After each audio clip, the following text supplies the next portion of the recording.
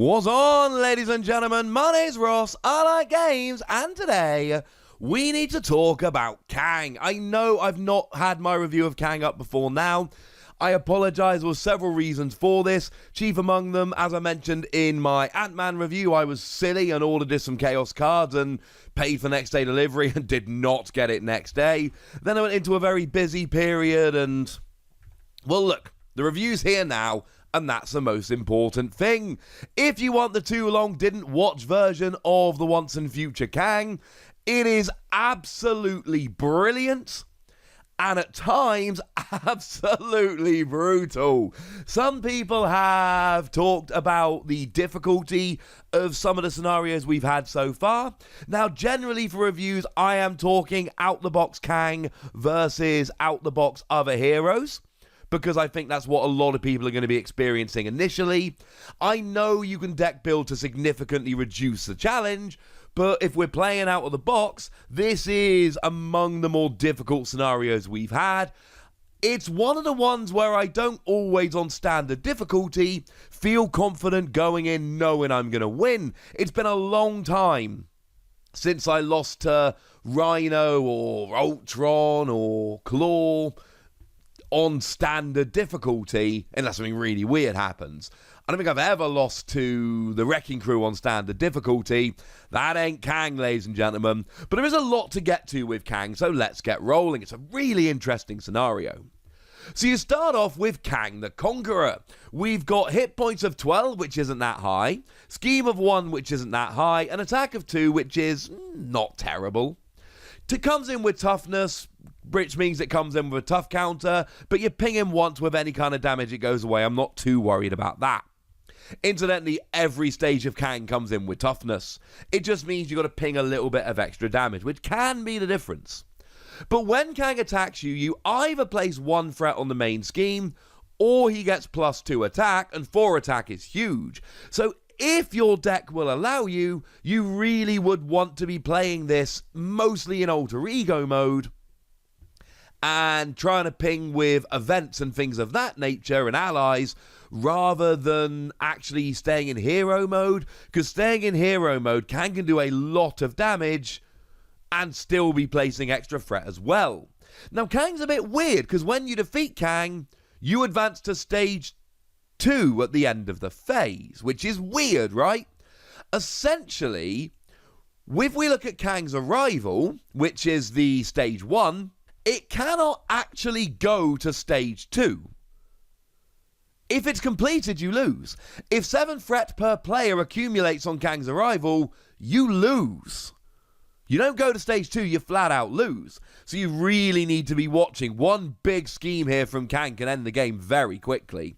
Also, when it's revealed, you deal each player an encounter card, and that is another fairly standard thing that we see on, well, all of these basically, or at least the last stage as well. And that extra encounter card can absolutely make a difference. Now, that's a little bit weird, but when you beat Kang number 1, you end up with Kang number 2, except things get a little bit weird.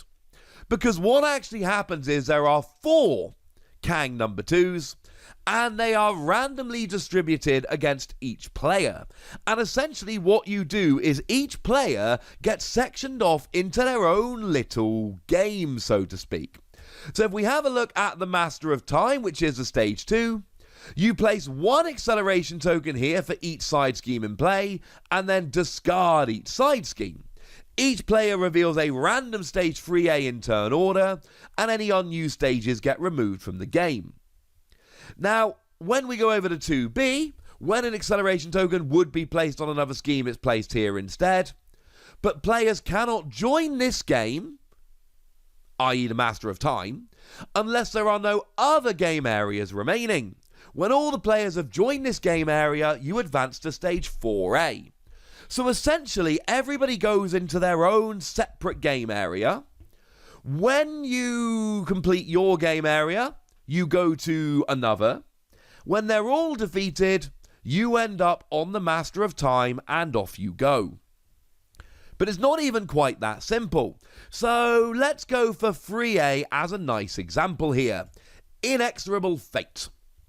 Inexorable Fate, you create your own game area, place this scheme in it, and add Kang Iron Lad to the game area, and deal yourself an encounter card. I told you they always start with an encounter card that's really harsh.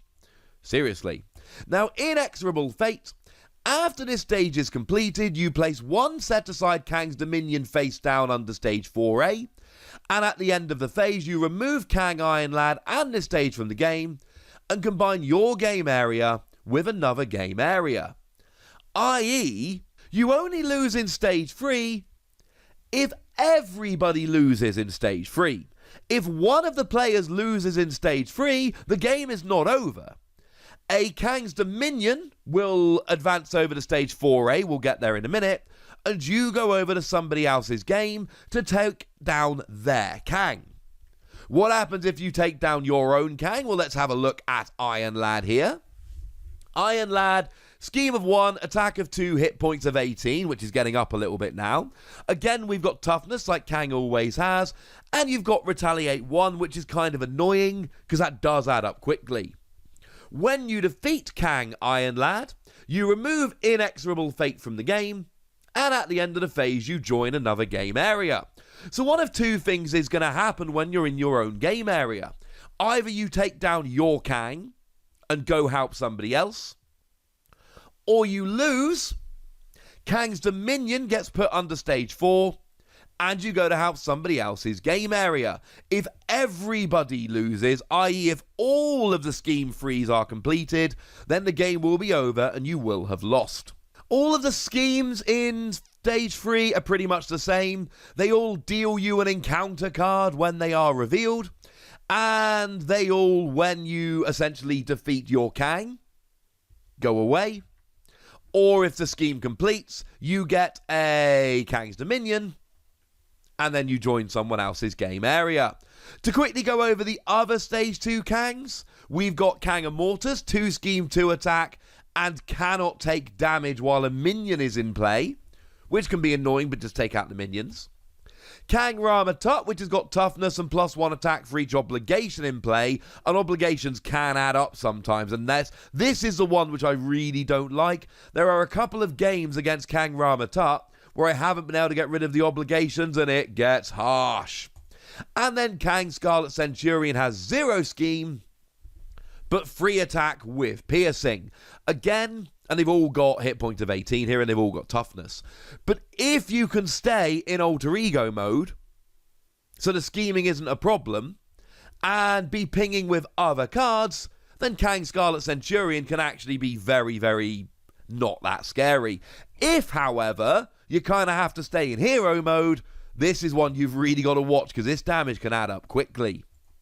So let's assume then that you have gotten through your stage 2, and you end up, or at stage 3 I suppose, and you end up at stage 4 against Kang the Conqueror. Stage 3. Well, first of all, it must be noted that any Kang's Dominion that were essentially put in because you failed a stage in stage 3, they will all come out here. Now, Kang's Dominion is a 3 threat per player side scheme that says Kang cannot be dealt damage, and when you defeat it, you deal the player who defeated it an encounter card. Yes, that's right. More encounter cards. They really add up. There are games against Kang where it's encounter card after encounter card after encounter card. The thing is, you've got to take this down, because if you don't take it down, you can't damage Kang, and if you can't damage Kang, you can't win. But when you take it down, you take an encounter card. That is kind of mean. And then obviously, when you reveal Kang's Wrath, which is the final stage, you actually don't deal yourself an encounter card. You finally get to stop taking encounter cards. But when it's revealed, each player searches the encounter deck, discard pile, and set aside area for their nemesis minion and puts it into play engaged with them. This is novel and weird, and again, pretty harsh if I'm honest with you, because your nemesis minions are often kind of mean. And they're all going to start in play. They don't come out that often. Generally, your nemesis minion comes out when Shadow of the Past comes out. Yeah, not here, ladies and gentlemen. You are going to face your nemesis minion if you get to the final stage of Kang. But like I've said, the difficulty has been rocked up with Kang These are the kind of things which I like. Kang is a difficult scenario compared to a lot of the other ones we've had, but it's nice because some players wanted more of a challenge, and if you don't want to play against Kang, you don't have to, although I really think you should. It is, oh, it's so good. It's so much fun. And then Kang 3 looks a lot like Kang 1. You got toughness, and when Kang attacks you, you either place 1 threat on the main scheme, or he gets +2 attack for this attack. The difference is the scheme of 2 really can make a huge difference to the wanting to play pretty much entirely in alter ego mode and ping with cards, because the scheme will add up an awful lot faster here. Kang is harsh. Now, before we move on to the obligations and all of that, I do need to put a quick note onto Stage 3. Stage 3 is a lot more interesting in multiplayer. Now, I play predominantly solo, as I've made quite clear in my videos, though I do play multiplayer sometimes with other people and just 2 free-handed, where I control all the characters myself. Kang is more interesting in multiplayer, because you really do have the whole...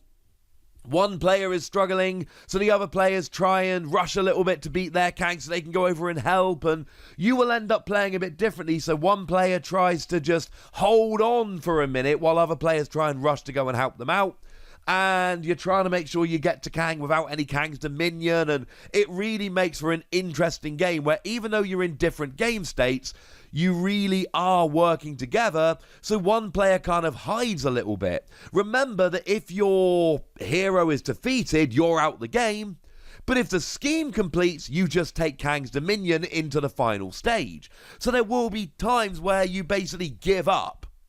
You let Kang complete, so that you essentially take Kang's Dominion, but you still get your hero for the final showdown, which is totally worth it.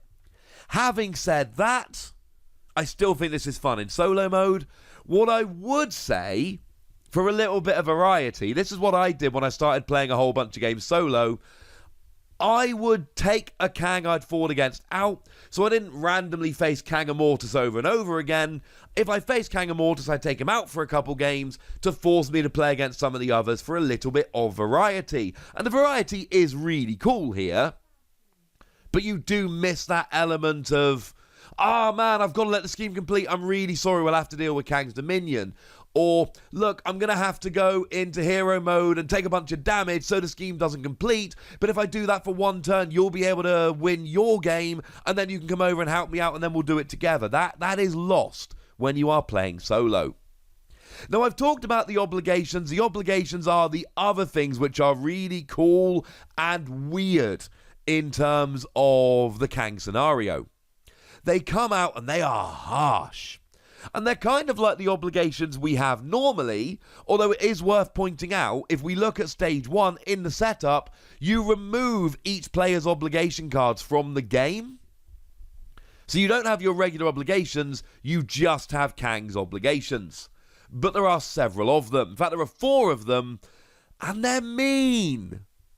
So Weakened is an obligation that says after you use a basic hero power, you take a damage. And you can discard a physical resource to get rid of it, but you've got to lose a card to get rid of it, or else every time you attack, thwart, or defend, you take a damage. That's not nice. Stolen Memories, you place the top 8 cards of your deck face down under this card. You can discard a science resource to get rid of it, and then the face-down cards get discarded, but this does a couple of things. Firstly, it just takes cards you might need and takes them out of the game for a little while. Secondly, it mills you. There are 2 of these in the deck, and when both of them come out, that is 16 cards from your hero deck, which aren't in your hero deck, which means you'll run out of your hero deck faster. And every time you run out of your hero deck, you get dealt an encounter card, and I've already shown you that Kang gives a lot of extra encounter cards. This is just another way of doing so. But there are other things that can be done. So, for instance, one of the games I played against Kang, I played with Spider-Woman, because I adore Spider-Woman. Might be my favourite hero, might have overtaken Doctor Strange. And in fact, probably my favourite card in the entire game that has been released so far is Pheromones. Now, Pheromones is a 2-cost card, and when it comes out, it both stuns and confuses the villain. So essentially, you play this, and they're stunned, and you stay in hero mode, but they can't attack because they're stunned. You then go into alter ego mode, and they can't scheme because they're confused. And it basically gives you 2 turns off. And there was one game where Stolen Memories, both of them came down, but they didn't get my copies of Pheromones. So what I was actually able to do here was play Pheromones every other turn, and I literally chained Pheromones so that Kang neither schemed nor attacked until the end of the game. It was beautiful. Having said that, I did have to take a couple of extra encounter cards to do so. Swings and roundabouts, quite frankly. Depowered is by far the worst of them. It stops you playing hero-specific cards. That is any card with your hero's face in the bottom right-hand corner. And you can discard a hero-specific card to discard it, and you kind of have to, or else it just shuts down a significant part of your deck. This is the worst obligation. Time Travel Hijinks, you discard the highest cost card you control, place it face down under this card, and then you can discard an energy resource to get rid of the obligation. This one, it doesn't. Sometimes I just leave it out, to be honest with you. It depends what it grabs, but it oftentimes is the least harsh of them. Although it is worth noting there are 2 copies of Time Travel Tactics, a treachery card whereby each player takes 1 indirect damage for each obligation in their play area. And if it comes out as a boost card, it has 1 boost icon, and it gains 1 for each obligation in your play area. So leaving them out can backfire massively. It's also worth pointing out there is a copy of Past Machinations, a treachery card with Insight 1. You put 1 threat on the main scheme when it comes out. And when it's revealed, each player searches the encounter deck and discard power for a different obligation, reveals it, and shuffles the encounter deck. As a fun little side note, if you don't have any support and upgrade and all of that out, might I suggest going for Time Travel Hijinks? Could be fun. It's a little bit of a cheat if you've got nothing out. Or if you've got one thing out but you don't really care about it, that is the one that I would go for. Those obligations can really add up incredibly harsh, and you are forced to basically just keep dumping cards from your hand to get rid of them. It's a little bit mean.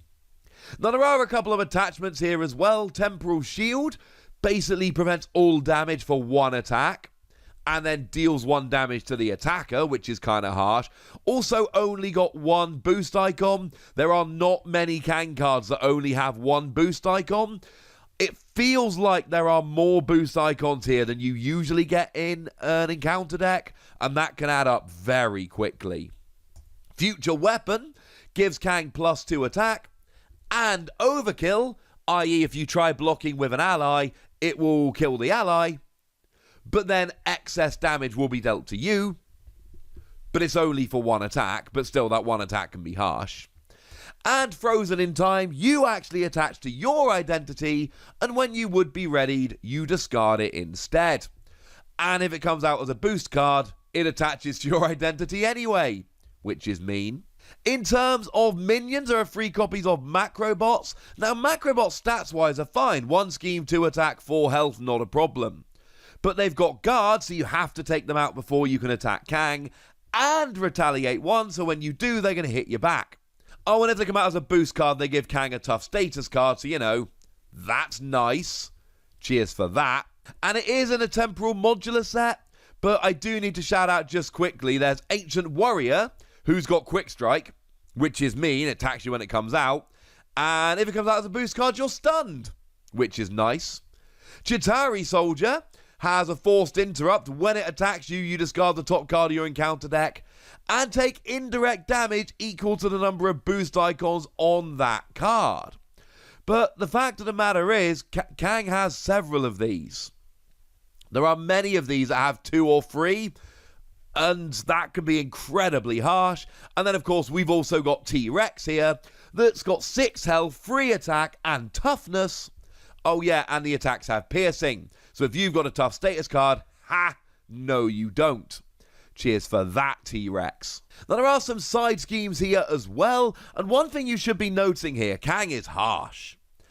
Against a lot of the villains, a lot of the encounters, there are certain cards in the encounter deck that I'm not that worried about. It felt like with Kang, and bearing in mind you're being dealt a lot of extra encounter cards, it feels like everyone is just mean. So you got Corrupted Time Stream. Players cannot trigger alter ego action abilities on obligations. Remember, generally speaking, your obligations, the ones that are coming out, you've got an alter ego ability which will allow you to discard a particular card to get rid of the obligation. This stops you getting rid of the obligations, and the obligations are mean. No, you basically just, get rid of it, but you still got to get rid of it. Oh yeah, and when it's revealed, each player must either discard a random card from their hand or place 2 threat on Corrupted Time Stream, which makes it harder to get rid of, bearing in mind it's stopping you getting rid of obligations, like I keep saying, mean. There's also a copy of Pinned Down. Now, Pinned Down is a crisis scheme, which is to say it must be taken out before you actually go after the main scheme. And when it's revealed, you place 2 threats here for each obligation in play. So again, as much as I've said there are times you can leave obligations in play, there are cards that will punish you, as we've seen, for leaving the obligations in play. You've been warned. Rampage gives you an acceleration token, so have fun getting more threat on the main scheme every villain phase. And when it's defeated, you discard cards from the top of the encounter deck until a minion is discarded, and you put it into play engaged with a player who defeated the scheme. So either you leave it there and take an extra threat every turn, or you defeat it and get a minion, which is what you're going to have to do, but again, mean. Now, there are a couple of extra little treachery cards in here as well. There's 2 copies of Energy Blast. Alter Ego, you discard an ally or support you control. If you don't surge, you get a new encounter card. And when it's revealed in hero mode, Kang attacks you. Now, I'm going to finish with the card that, as far as I'm concerned, is the meanest of all of them. And that is Manipulated Time Stream. Now, there's only 1 copy of this in the deck. But when it's revealed, you discard each event from your hand, and if no events were discarded, the card gains Surge. There were more than one occasion where either every card in my hand got discarded, or every card got discarded except, upgrades and supports that are limited to 1 per player, so you can't play them. Or every card got discarded except a 2-cost card that I couldn't play because it was the only card in my hand.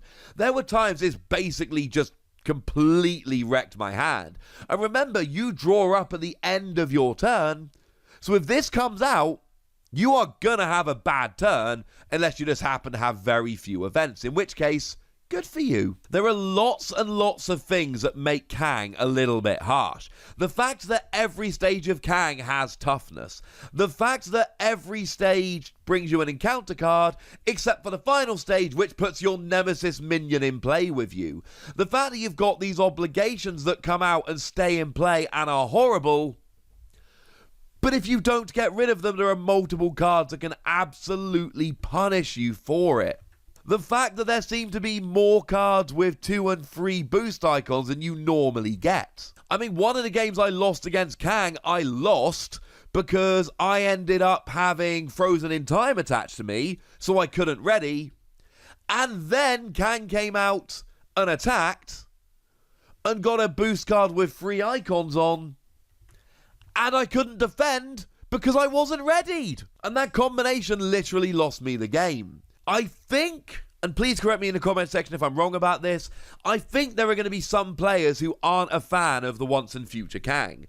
I think for some players, a combination of obligations, extra encounter cards, toughness counters, etc. are going to make the game just a little bit too annoying.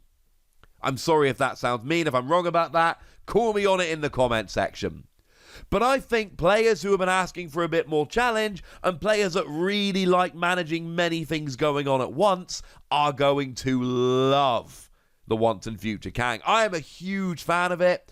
I do think you miss a little something playing solo, but but not a huge amount. It's still very fun solo. But the fact that you got all the different stages, the different stage 2 Kangs and everything else going on, I love it. I'm giving it 4 Wossies. The only reason it doesn't get 5 Wossies is because it does take a little tiny bit of a hit in solo mode, and because I do think it is going to put some players off. But for those of you that like it and stick with it, you might have genuinely just found your new favourite encounter. Because on a personal level, I think this is my new favourite encounter. And bearing in mind, it's been 2 days since I showed you Ant-Man, who I said was one of my favourite heroes. It's been a good month or so for Marvel Champions. But now, ladies and gentlemen, usual deal. If you've played this, let me know your experiences in the comment section. If you haven't, let me know what you think about it, having seen the cards now. Go nuts! Be nice. And I know this was a slightly longer review, but there's so much going on in Kang, I'm sorry I had to. And then make sure you like this video, subscribe to this channel, follow me on Twitter at the Wossy. That's where we talk Marvel Champions and a bunch of other card games. And please do consider checking out patreon.com/PTCGradio, where you can support the channel, get some bonus podcasts and all that good stuff. But by far the most important thing, as always, look after yourselves till next time, would ya? Thank you very much for watching. My name's Ross, and you've been watching Wossy Plays.